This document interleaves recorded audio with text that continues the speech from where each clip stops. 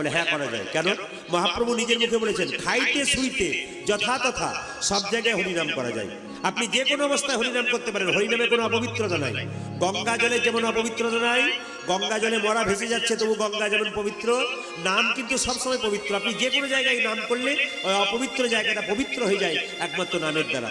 এবার নাম করে দিলেন ওখানে। এবার আপনি বিছানা থেকে যখন নামবেন তখন মাথায় রাখবেন, যখন আপনি মাটিতে নামছেন, আপনি ছপ্পর থেকে বা তক্তা থেকে নামছেন বা যে কোনো মাটির বিছানা থেকে মাটিতে নামছেন, তখন আপনাকে কি করতে হবে? সেই মাটিকে একবার প্রণাম করতে হবে। সেই মাটিকে একবার প্রণাম করবেন। কেন? ওই মাটিতে রামের জন্ম, ওই মাটিতে কৃষ্ণের জন্ম, ওই মাটিতে গৌরের জন্ম, তাই ওই মাটিকে একবার প্রণাম করুন। 3 নম্বর হয়ে গেল। এবার কি করবেন? আপনি যখন পাটা নামাবেন, পুরুষ মানুষ তার ডান পাটা আগে নামাবে, বাঁ পাটা পরে নামাবে, ছপ্পর থেকে তক্তা থেকে ঘুমের সময়। আর মায়েরা আপনাদের বাঁ পাটা প্রথমে নামাবেন। তবে একটা কথা বলি,